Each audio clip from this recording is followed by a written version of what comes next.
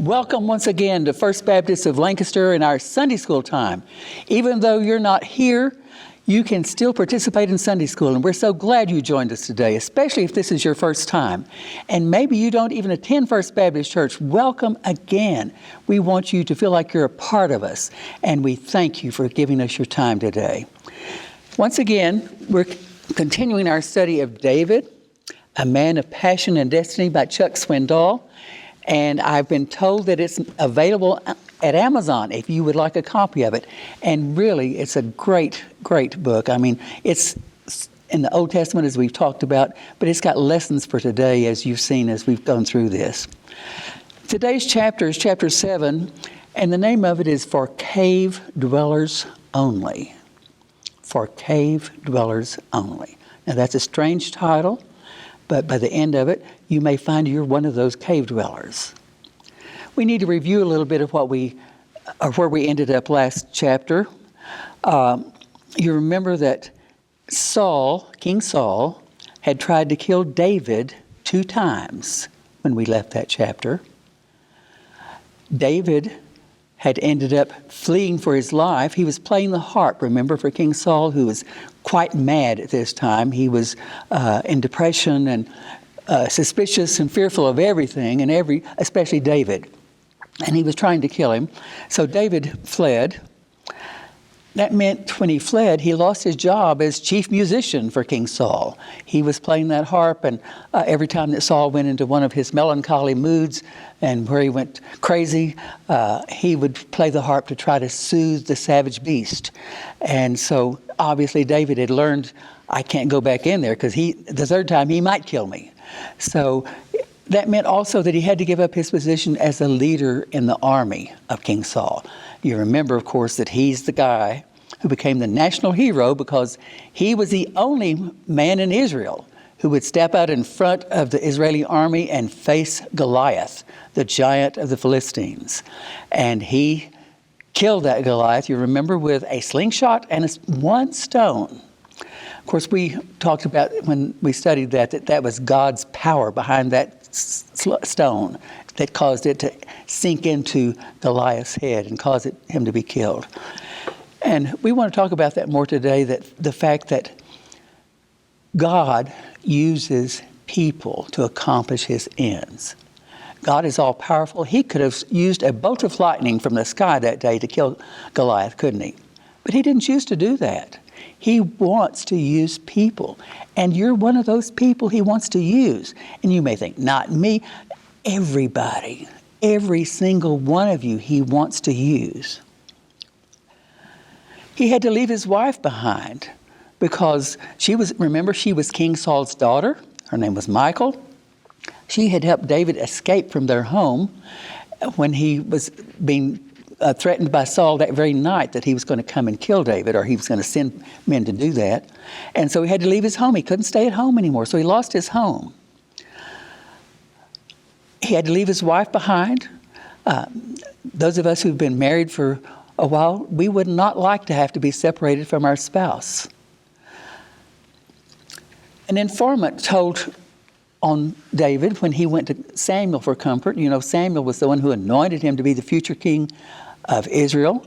Well, he went and found Samuel, and they fled to an area called Naioth. And remember, that's where they had all those, what Chuck Swindoll referred to as old-time condominiums, because they were built back to back and side to side and went straight up. And it was a place that they thought they'd be safe. But an informant told Saul, if you want him, he's in Naioth. So what did he have to do again? He had to flee Naioth and Samuel. He lost his spiritual counselor when that happened. Jonathan, Saul's son, was David's best friend. And Jonathan couldn't believe his dad was actually trying to kill David, the national hero, the man that played the harp that soothed his dad. But he found that it was true. And so he and David figured out a plan that he could alert David when his father was trying to kill him. And so they parted, not to see each other again. Best friends. He lost the availability of his best friend because of all that was going on. And then he had no place to go. He had no home. He wasn't safe anywhere in Israel. So where did he go? Goliath's hometown. He went to the Philistine capital, Gath, and acted like he was a madman. Remember, he was slobbering from the mouth. He was scribbling on the gates. He was looking like he was totally out of his head.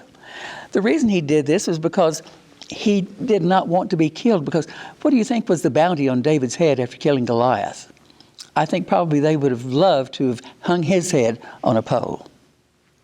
But because he was crazy, the king said, "Get him out of here. I already have enough nuts in my kingdom." Okay, so that brings us up to where we are today.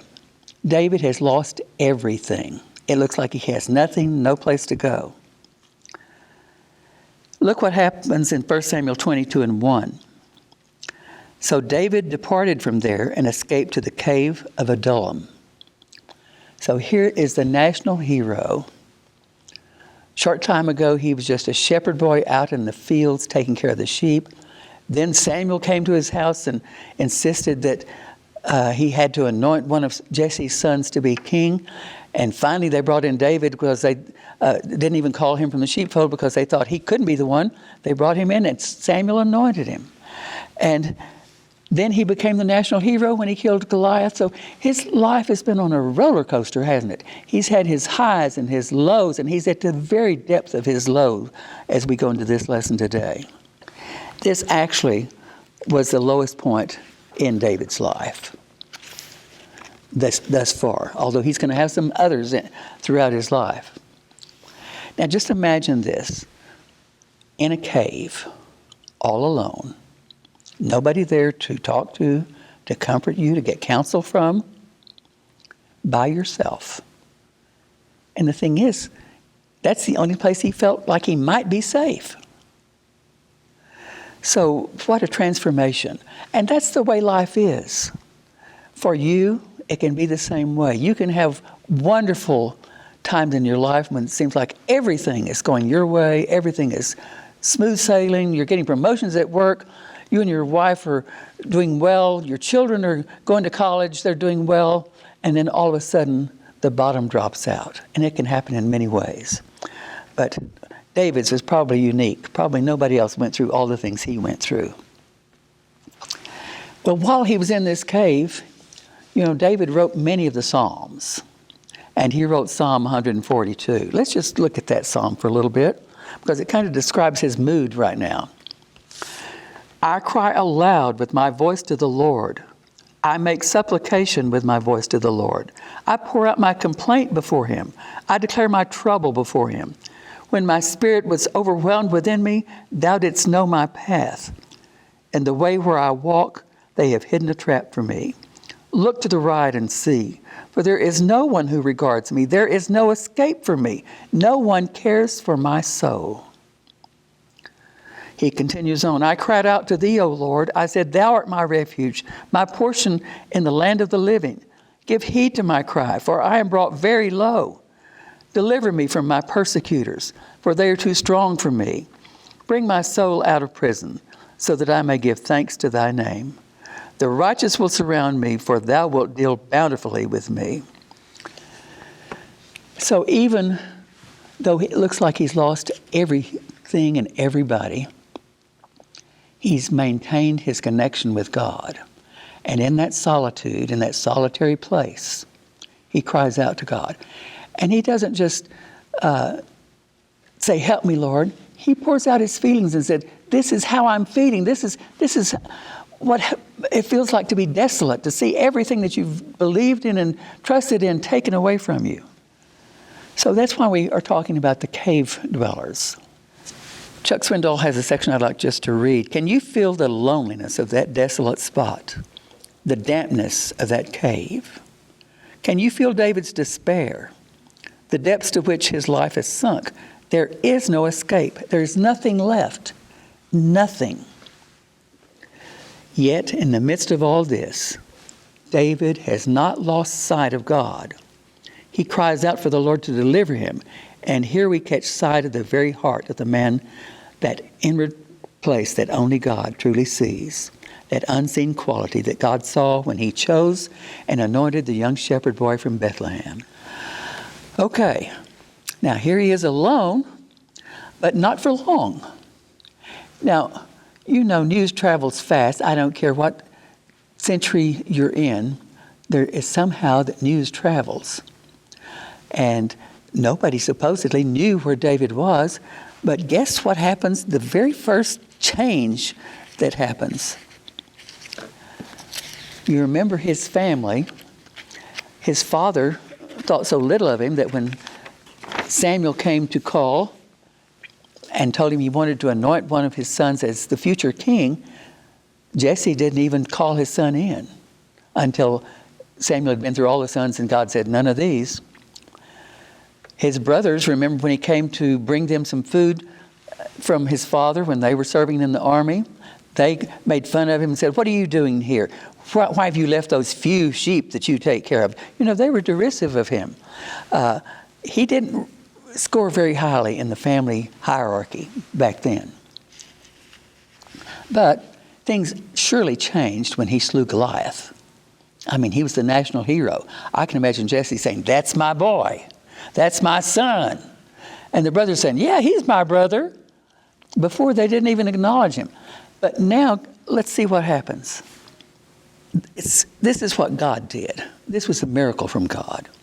Luke, who came to join him, from 1 Samuel 22:1, when his brothers and all his father's household heard of it, that is his escape to the cave, they went down there to him.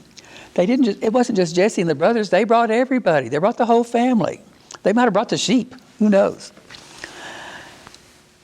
And we've already talked about his former relationship with them, that it wasn't the best in the world. But here's his family. And, you know, sometimes when the chips are down, families do really pitch in. Not all families do. And you may have one that doesn't. But many times when the chips are down, you can depend on your family. And I think God had a part in making this family show up for David. But this wasn't the end of it. Look what happens in 1 Samuel 22:2. And everyone who was in distress, and everyone who was in debt, and everyone who was disoriented or discontented, gathered to him, and he became captain over them.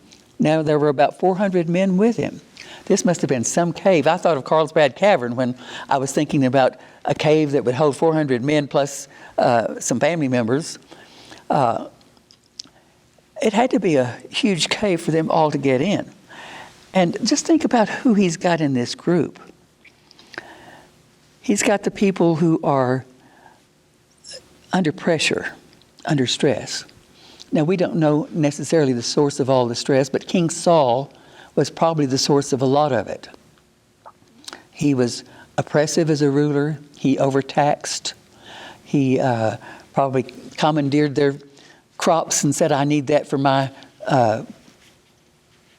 dinners for my palace. You know, kings have all power.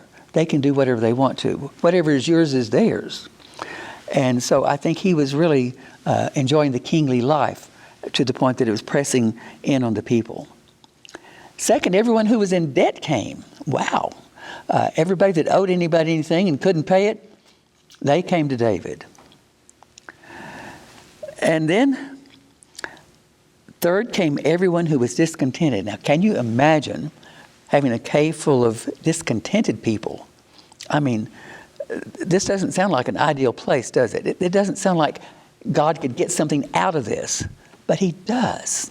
This is God working, God doing miracles. You know, misery loves company. It looks like all these people were miserable and they joined together. And David used these men through God's help and trained them into an army, and a skilled guerrilla army who could go out and strike stealthily and get back to the cave.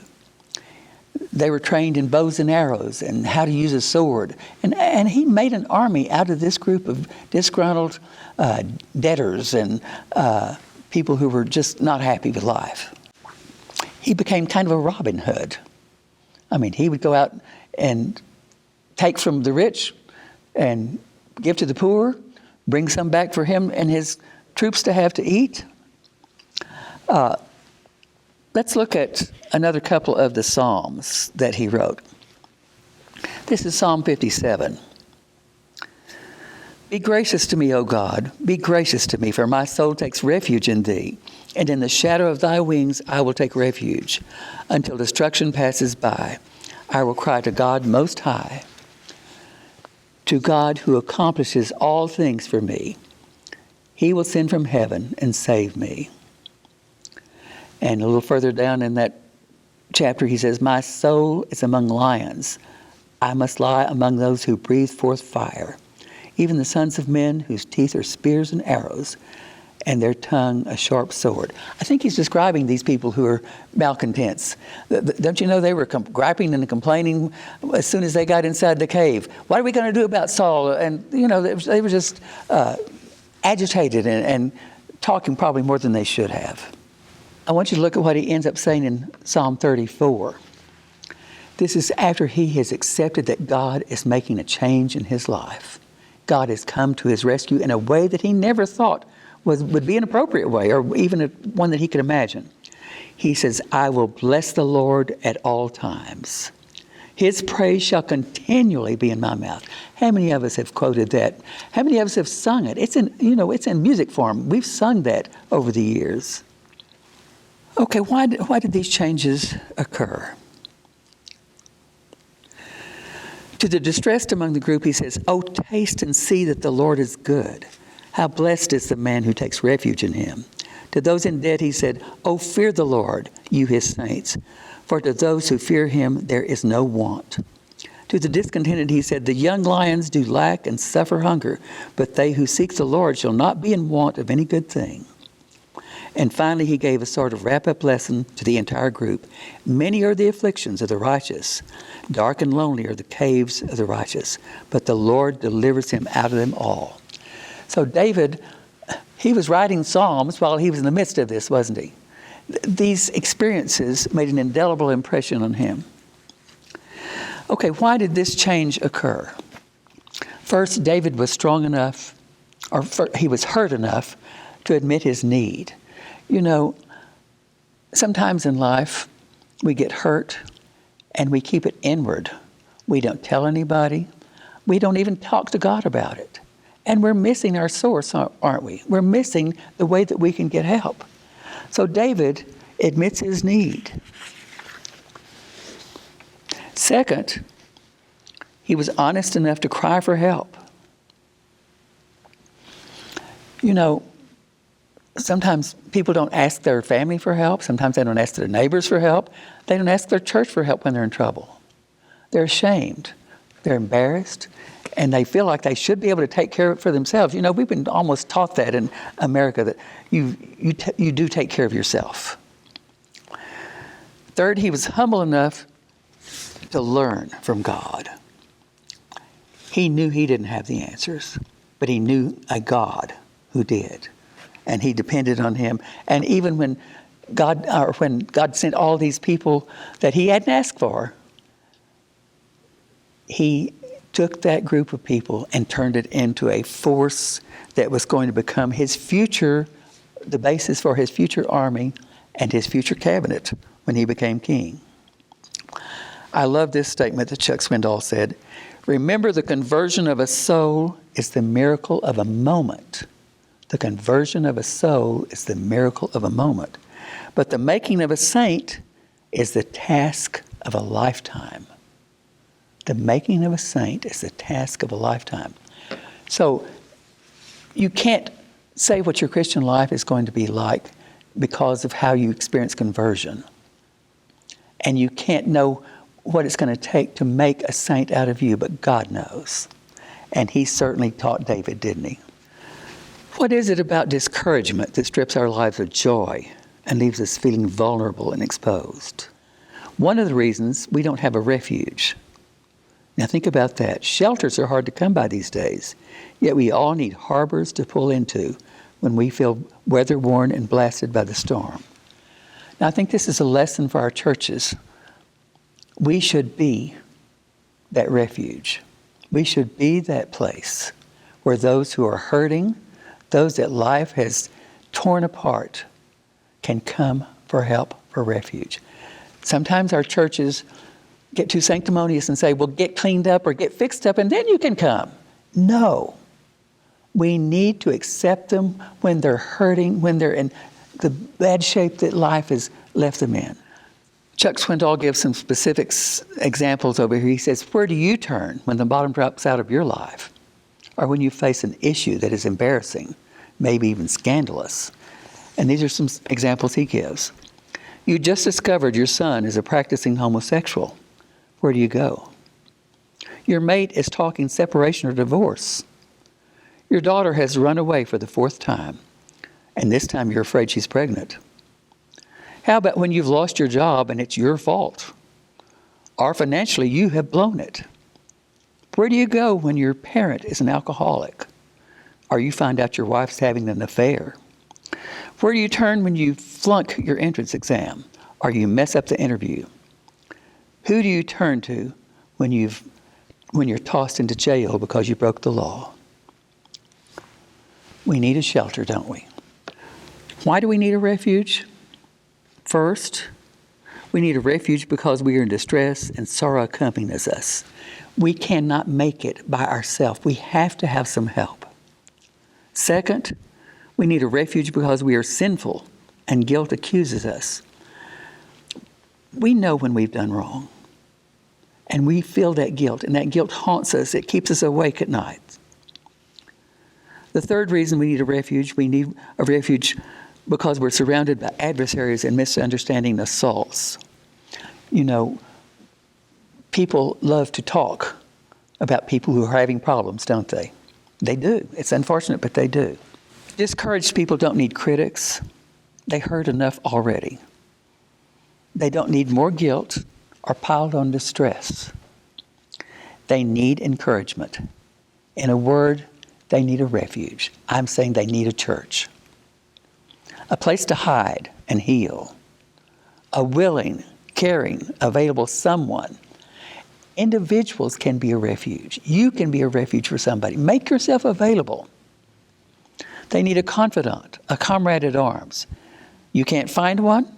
Why not share David's shelter, the one he called my strength, my mighty rock, my fortress, my stronghold, my high tower?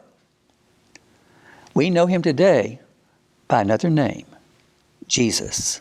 He's still available, even to cave dwellers, lonely people needing someone to care. Pray with me. God, we're so glad that when we hit rock bottom, we're not alone. We have you to turn to. We can depend on you. And Lord, you may have to completely turn our life upside down to get us straightened out or get us going the way you want us to go. Help us to accept that and help us to get right involved in life again. Do not stay down and wait for a miracle. Lord, you don't expect us to sit and wait. You expect us to be active and do things.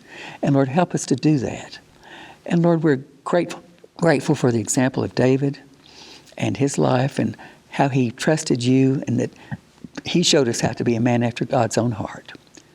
We just pray that you would help each of us to bring these lessons into our life today. Amen. Thank you once again for joining us for Sunday School at First Baptist Lancaster. Just wanted to let you know that this is my last week of teaching. I've enjoyed it so much, and I appreciate all your participation. We have a new teacher starting next week, and I want to introduce you to her, Mary Williams. It's a pleasure to meet y'all. I look forward to seeing you next week.